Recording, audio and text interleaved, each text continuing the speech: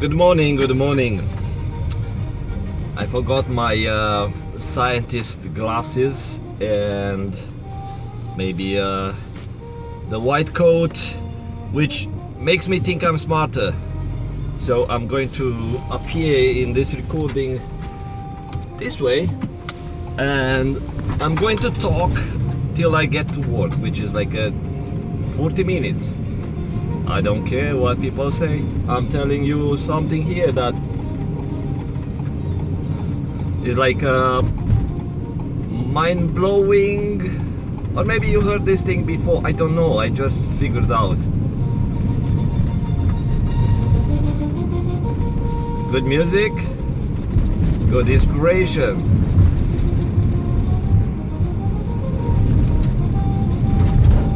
And I'm not going to cut it short to please or get likes. No. There is no time and space. There are only experiences. So again, there is no time, no space, only experiences. And let me explain how it's working this universe thingy, and how realities are made up, and how you get a feeling of space and time, and you think, does the distance, does the height of the building, does the space you travel, all that stuff, how this is made up by your brain. It's made up, I'm telling you, and I experienced it in a lucid dream. I got the explanation in a lucid dream while I was thinking. So it was not a total dream where your mind is out of your brain intellect control. No, it was a kind of a thinking mind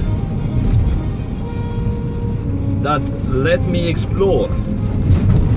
Then I had to consciously think, that's interesting stuff, I want to bring it back, because I knew somehow that I want to bring back the information. And again, this is not a video for those who want quick answers, quick fixes, entertainment, anything like that. This is for those who think.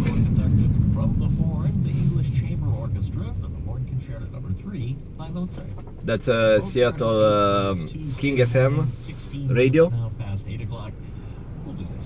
This is more of a metaphysical talk. Yes, rain. That here is freezing, -3 Celsius degrees outside, according to the car dashboard. And let me start with a dream, which was a vision or something. I did record different video before, but at the time I was still under the painkillers. And it was weird, you know. It was a weirdest experience you could get. I mean, you can get all sorts of weird monster faces and made up creatures in your mind, which I never had, but this is stuff that is like I'm going there, I get answer, I'm coming back, and I remember stuff. Not everything, because some stuff it's in a fog. It's like even at the time was not clear, and I asked for a clarity, and it was not getting clearer. So I see myself, actually I did not see myself, I see that I am a viewer of something that a God does to my soul.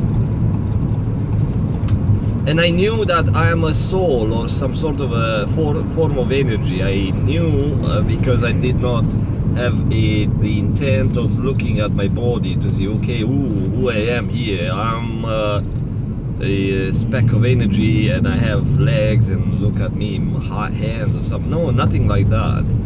I was a viewer, like a mind viewing stuff, and I see something that it did not have a clear shape, was more of a machinery or something, but not with the machinery in the material form. Was not a very defined form of energy. It was not material. It was something that it was not I could explain, and like a shapeless or something, but I knew that was in my mind. So again, this is a dream, which could be my brain making up farts, bullshit. And I'm looking at this entity, which is in the mind, was super powerful and the decision maker, which is stuff that you can't decide. You can't. You just witness what they do or what he does. Which is he or she, doesn't matter. It's an energy, and since it's not attached to a known form, you can say it's a human form, it's a she, no, it's nothing like that. You can't attach a definition. It's just something that's deciding for you. And pulled out of a sort of a, not a container, maybe like a drawer kind of. It's difficult to explain even that, because it was not a clear idea what it is. It's kind of a drawer, kind of resembled, but it was not clear. But inside I could see lines made out of lights, colorful, or some kind of color lights, like a beats, like a parallel lines, long, that contain different beats, like made out of little beats, like a little lights. And that in my mind was bits of information.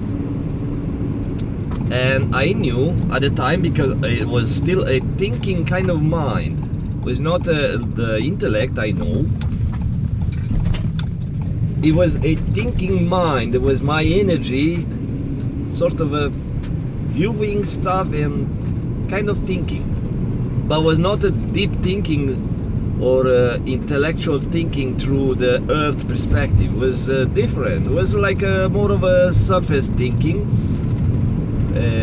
light thinking. It was not something, okay, let me think, let me use my brain, nothing like that. And it pulls out one of those lines, and I knew that's going to be my next life. My next life. Okay, so I'm a sign. I can't complain. I can't do anything. It's just I didn't even try to say anything. Okay, who are you? Why you give me this? I don't like it or something. No. Okay. The decision maker makes the decision for you, and you take it. And I mean, you take it. You don't even have hands or something. It's just like, okay, this is your new life, kind of. And to me, in that dream, they were named realities. The realities. And I woke up a few times, and I see, okay, I'm in bed. Okay, this is reality. Okay, but then back falling asleep like instant. I was so messed up by these painkillers.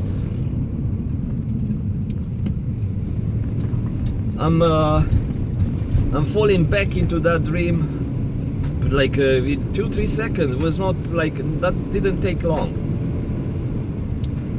And now I'm changing realities. And I knew somehow that I had a reality which is a life somewhere on a distant planet, which I kind of knew it was my current life. That was kind of new. but I did not care about. It. Like, okay, it's somewhere distant.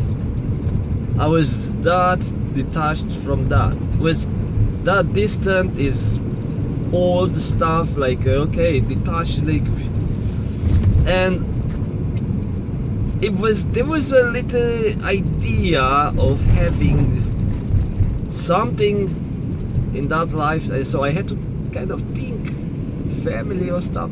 No, was gone.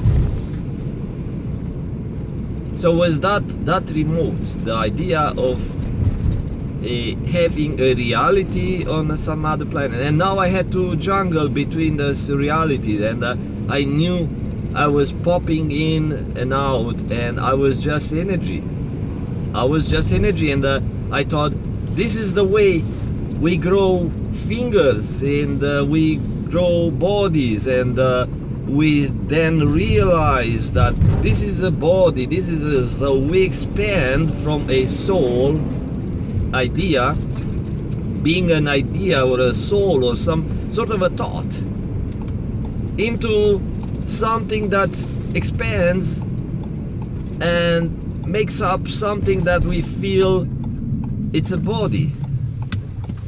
That was the messed up stuff. And I was a bit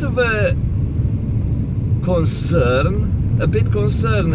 He said, is this the way? Is this the way we are building these lives or realities? Because in the dream it was still a reality. Is this the way? And I felt sad. I thought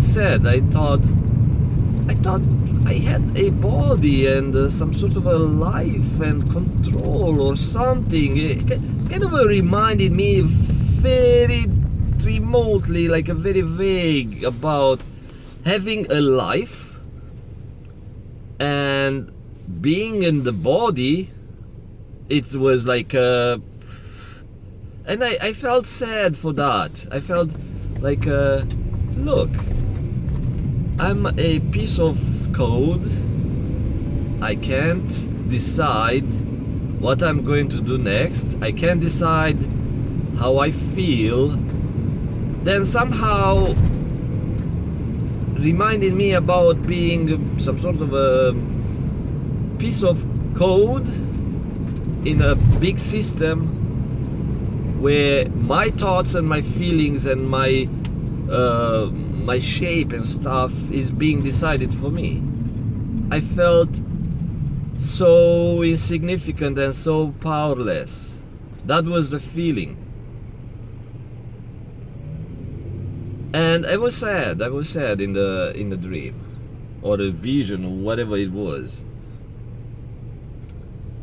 And to make it shorter on this avenue of my dream, again I was popping in and out, and at some point I thought, somehow I need to find my way back into the other life. And I made it back, and I thought, there are people who get lost into these realities, and you may see these people on our streets. Somehow I kind of came to reality here, and somehow they lost the sense of being here, being real. They're just moving bodies around without the power of thinking, and they have no reality, no kind of a concept of what's going on here. They are just bodies, and I felt sad for those people too. It's like, okay, I don't even know what's going on. It's because I don't have a thinking. I don't have a way of processing the idea that this is hand, this is stuff, just walking around without the power of thinking. And I experienced that later, which is different topic, different thing. So to lose the power of thinking some people call it to lose your mind. It's a serious thing, and I did not lose my mind. It's just I got a glimpse what means, because I was thinking in the same time I was thinking. I did not lose my mind. I lost the sense of earth reality, but I was still a thinking mind. And I thought, maybe there are people who live this reality, they live it temporarily for some reason, and they come back here and they are not the same. They lose it. It was kind of not a wake-up call, it was a processing of other people's perspective. Because we always think through our reality, through our perspective, through our life and experience, and we build some concepts that help us to understand a reality we live in, which is made up. Now, coming back to space and time concept, I was thinking about this thing. So in that space, in that dream, there was no concept of space and time. Everything was kind of condensed here. Even I had a remote idea of a distant planet, which gave me a kind of an idea of a space, but still things were happening all over the same time and the same space. Was no time and space. Was weird. And then I thought, this is the way. There is no time or space. I need to memorize this one when I go back to my reality. I knew that there was a reality somewhere, like my life, my current life here. I knew, and I wanted to memorize, and I was concerned a bit that I may not be able to bring everything back, because it was not something that I had power to memorize. It was like memory was a human thing. Again, memory is a human thing, and I could not think how to memorize. I tried, but it was difficult for me. And I thought, this is a reason we don't memorize or we don't remember. Hey, some guy is trying to get in my way, in my lane. That's why we don't remember when we switch realities. When we are assigned a life, we come here and we don't remember. We don't remember because, again, memory is a local thing of a local reality. So you live a reality there, you do have your experiences, they get recorded.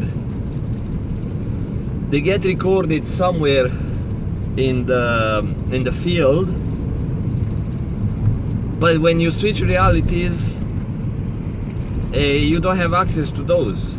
So your actions as a speck of energy in your own reality, which you expand. So you get a reality, you are assigned with a reality, and you start expanding it. It's like you develop your own software, including the idea of having a body, because through the five senses, which are made out of atom cells, which are energy. And watch one of my videos in my channel, I explain how these atom things are made up. And then I realized later, oh, I'm not the only one who believes that atoms are a made-up concept. It's all energy, and at the time I thought it's a condensed energy, because I tried to make up an explanation that makes sense. So these five senses that are built into that code, that is your life, your reality,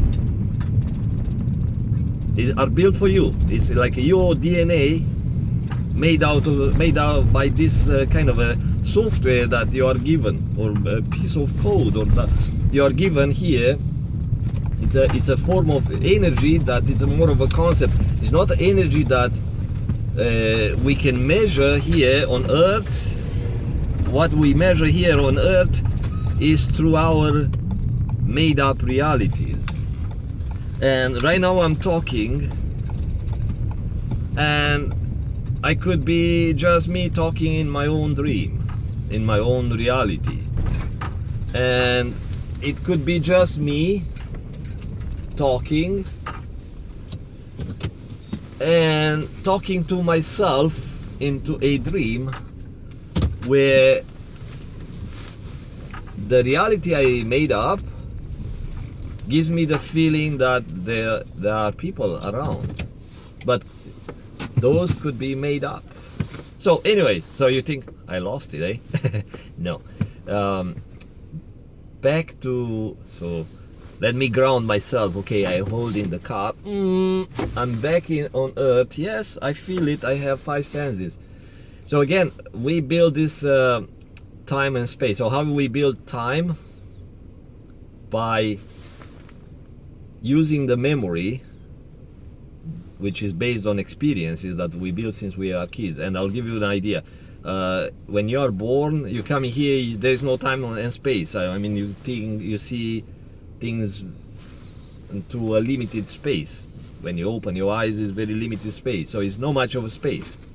But once you start walking, you develop the sense of space, and you expand that sense of space, and you build memories, which are experiences, and now those experiences give you a sense of something larger.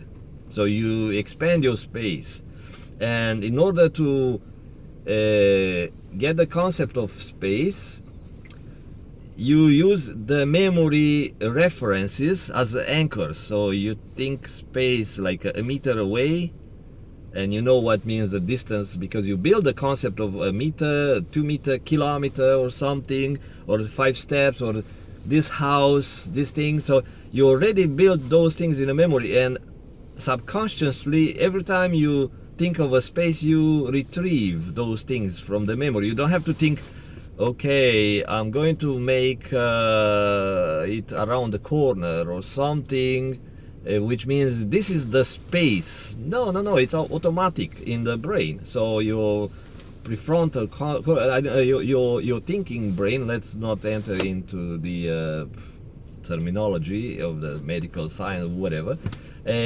Your thinking brain is just talking internally through the memory and the other thinking parts and other centers, and at the same time the brain is building a reality, or is working with a reality. It's like being in your own game and keep retrieving. What means I see an image of a car, I know that's a car because I already saw it before. So I built a database and I retrieve it. When you see the first time of one thing, you have to think, oh, what's that animal? Ooh, okay, but I know it's an animal because it has 4 legs or all that stuff. But if you see an alien which has no known shape, then you are very, very confused. You have to build that image into your memory. So same thing happens when you're a kid. You start building experiences, and later you assign terms and stuff, and that way you expand your database of experiences. And same thing with space and time. And now the school is reinforcing the concept of space and time. I mentioned that in different other recording because it's easier as a society to work synchronized. So when you are on time, or you relate to something that you can measure, including space, it's easier to organize individuals to do things as a society. It's easier, save resources. You work on God's plan or whatever idea of a big project, which is the world or your society or your company or something. So you need these elements in your reality used as a measurement tools to better organize you and give you an idea that this is an expanded world. right? So before telescopes, our world or our space was small, was just here, Earth and stuff, or maybe some stars. But now we have a better, like a larger idea of space. Ooh, it's a Milky Way. Whoa, the universe or whatever, you know. And then the astronomers, they came up with this concept of multiverse or multi dimensions or something. As wow, the space is huge. So you grow this idea of space, even you don't measure it. You grow it because they give you numbers, they give you a concept, but that concept of space is because you have some reference points. You know what means 1 meter. You built or you experienced it, what means 1 meter, and is based on your previous experiences, measuring stuff that you explore with experiences. So you know 1 meter is like this much sand or this much matter from here to here. So you get an idea, this is 1 meter, this is or one measuring tape or something, and that's the way you build a concept of space. And time, same thing. So let you go, I got to work, bye bye. Now I'm serious. So scientist glasses off and enjoy your reality, because it's very limited. It's very limited. And yeah, if you can experience the human emotions that you are programmed to experience, is better. Few days, like 2 days ago or something, I had no human emotions. Painkillers took all my emotions away. I was a zombie with no drive to live. And when I got back to life on Monday morning, it was so good to be human again. So I know I tried and I experimented, and I can tell you it's good to be human, right? And enjoy it while you are here, because you don't know what they are going to be assigned with next time. And everything you do and you think is being recorded somewhere in a box. We don't know. It's good not to know, actually. It's good not to know. I figured that out by myself, because when I thought I knew and I got this vision, I was sad. And I wanted my human emotions back. I craved for that. And I woke up and I was happy. I was happy to get my human emotions back. It feels good. I was thankful. Bye bye.